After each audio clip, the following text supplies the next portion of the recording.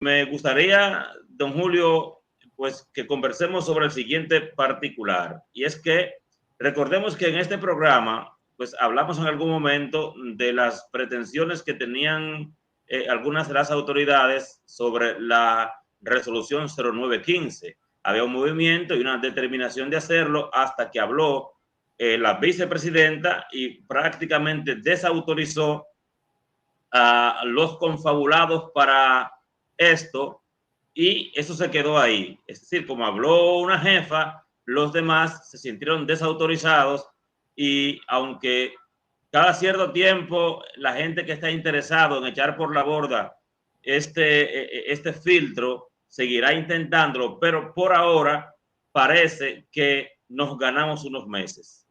En esa línea me gustaría hasta sugerir, don Julio, a las autoridades principales del Ejecutivo, y si es muy chiquito el ministro de Educación para hacer esto, pero sí al Ejecutivo, porque me huele, don Julio, que en el interés de mucha gente imponer lo que entiende que es, van a hacerle más daño al sistema educativo que bien.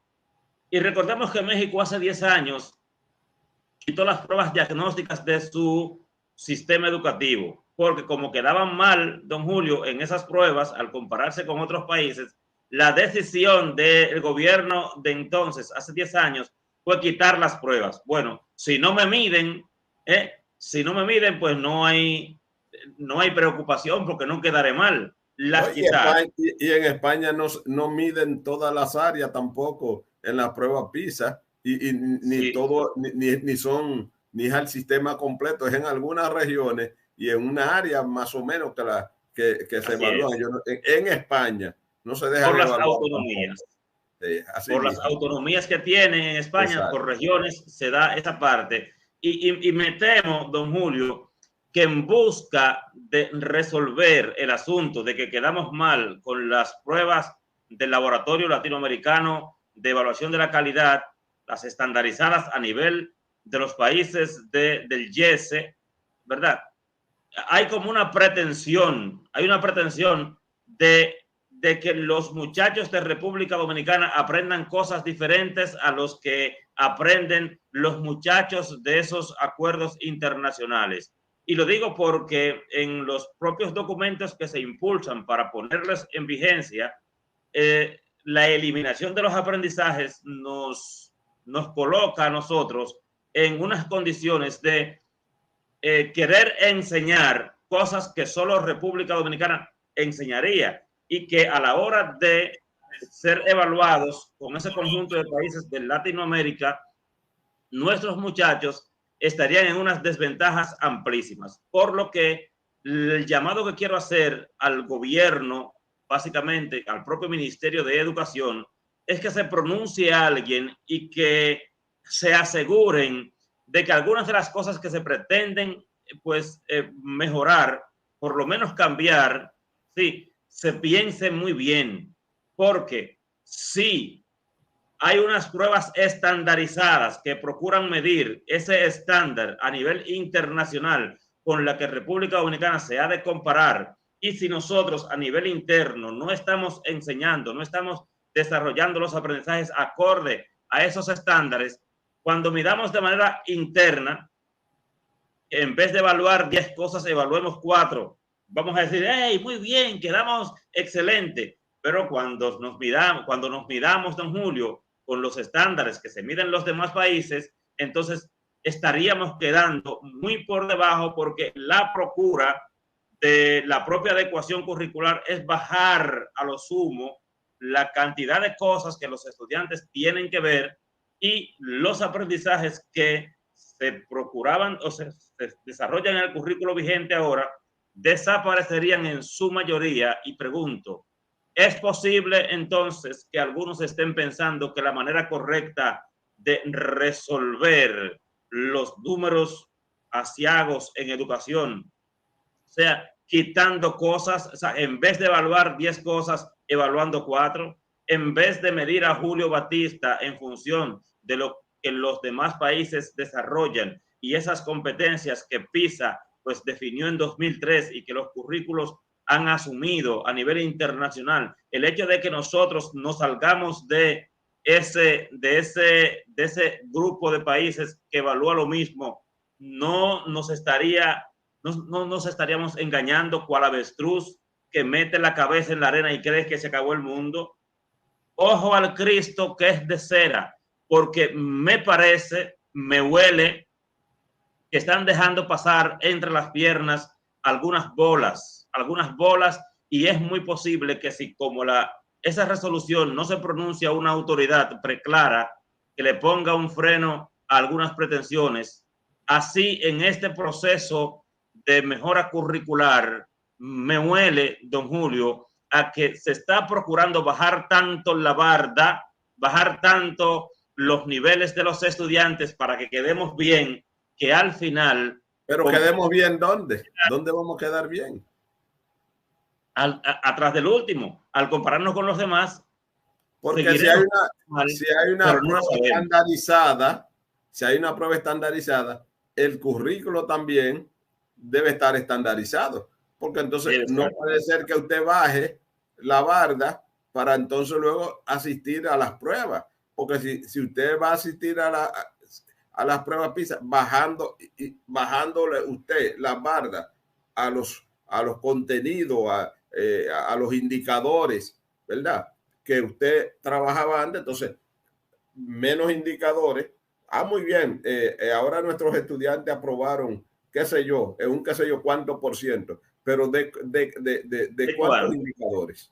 ¿Cuánto es tu 100% ahora? Ahora, ¿cuánto es un 100%?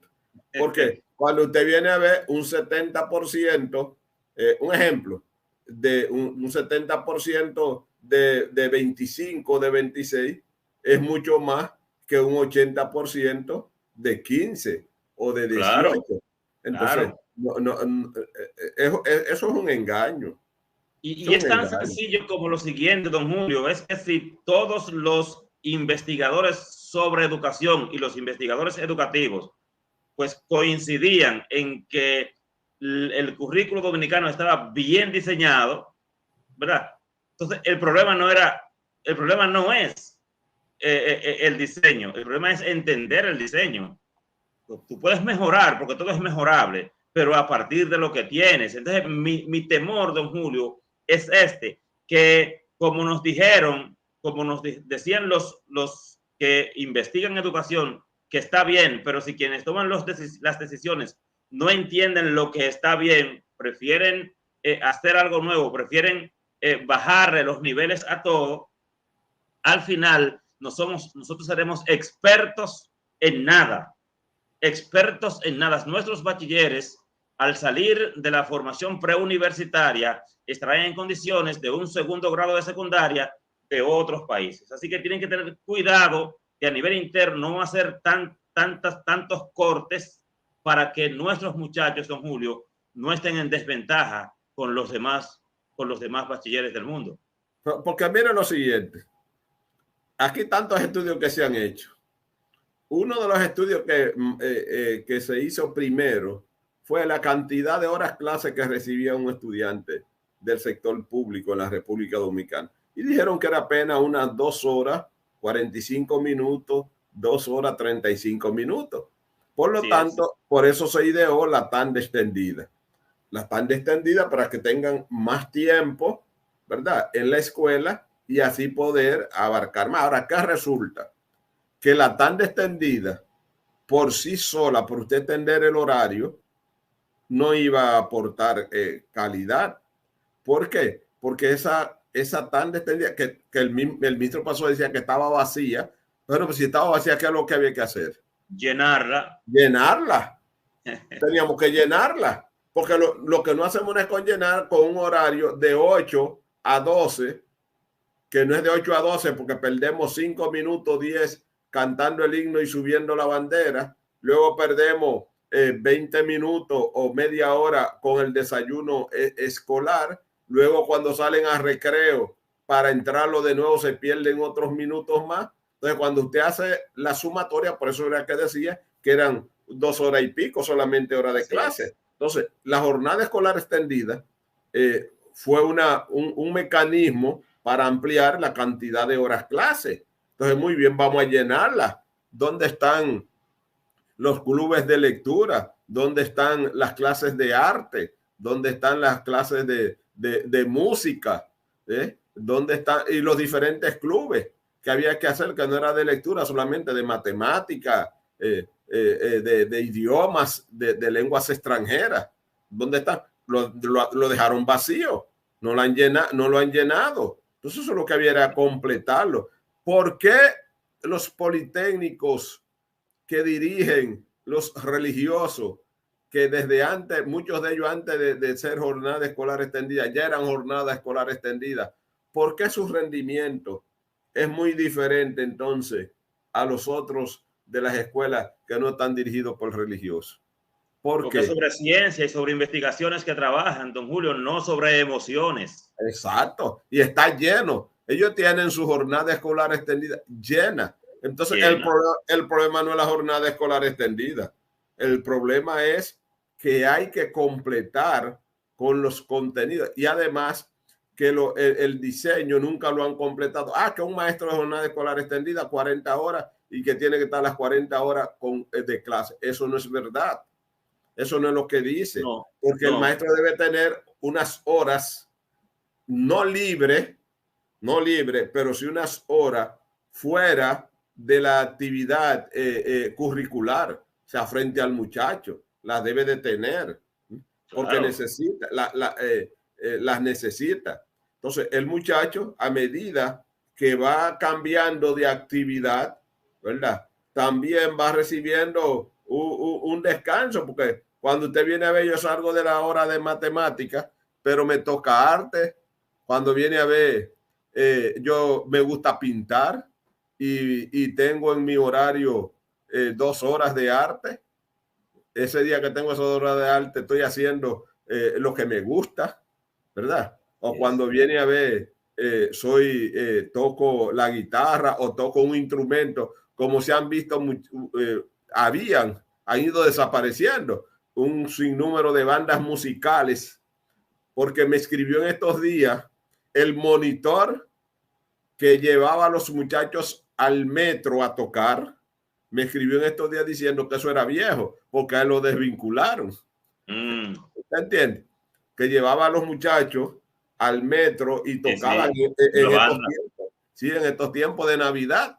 Entonces me dice, no, eso es viejo, don Julio, porque yo estoy desvinculado. Entonces así no vamos a progresar. Entonces, tanto estudio de que estamos mal. No son los estudios que estamos mal, es cómo nos vamos a poner bien, que necesitamos los estudios. Eso es lo que necesitamos. Y el asunto no es matar al mensajero. Si te dijeron que lo que está es mal enseñado, pues vamos a procurar aprendérnoslos y enseñarlo bien para que los muchachos tengan mayor desempeño, que el tiempo se aproveche en aprender lo que se evalúa. Entonces es interesante y quiero dejarlo esto muy claro. Es que muchos docentes se nos quejan, don Julio, que en el caso de la adecuación curricular no te dice cómo hacerlo. O sea, la diferencia entre los diseños vigentes es que hay una parte literal, una parte de instrucciones que te dice cómo lo vas a hacer, que te dice que para evaluar las competencias se establecen los indicadores de logro, que te dice que eliges los contenidos en función de las competencias, que para planificar tú usas el contexto como apoyo. En fin, toda la orientación te la da y luego te da la malla de contenidos para hacerlo. En el caso de la adecuación, y lo que interesa es la reflexión para que se le incluya a esto la metodología de cómo es que el docente, cuándo es que el docente va a ver los indicadores de logro, cuál es la metodología de abordaje de esa mejora curricular, porque no la tiene. Al no tenerla, el docente no ve qué es lo que va a evaluar. Y hay un movimiento de algunos que no han entendido un concepto,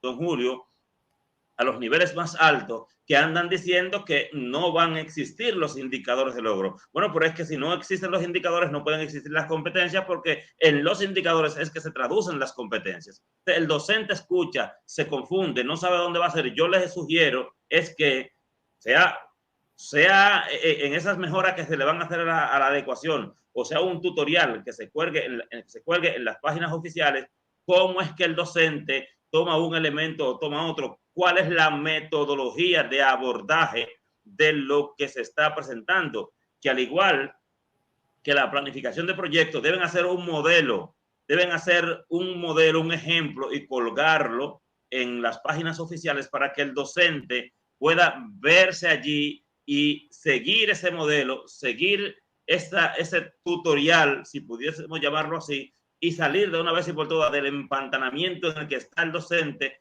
con las opciones que hay para articular áreas, pero de igual manera para poder vincular la adecuación curricular con lo que él está haciendo día a día, con lo que él tiene que evaluar día a día, porque es que si no te dicen cómo evaluarlo, ni qué evaluar, ni en qué momento tú vas a ver los indicadores, porque ahora no están directamente con las competencias como estaban.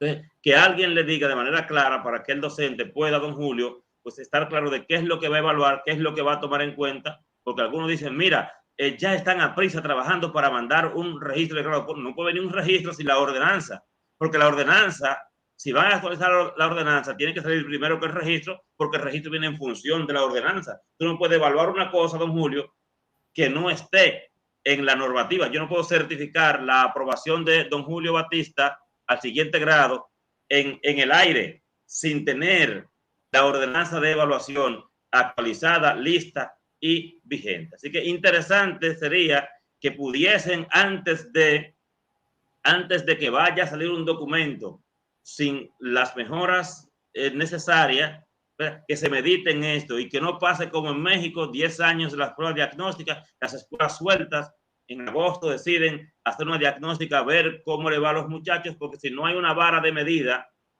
estandarizada, no podemos mejorar. Aquí está estandarizado eso y la ordenanza 0116 lo plantea claramente. Cada 3 años se diseña una prueba a partir de los indicadores de logro. Tú sabes ya qué pasó y cómo te fue en esos años. Eso no puede desaparecer y los aprendizajes tienen que estar, don Julio, pues definidos para que el docente sepa qué es lo que va a trabajar y qué es lo que va a evaluar, y eso le falta un chin de sazón.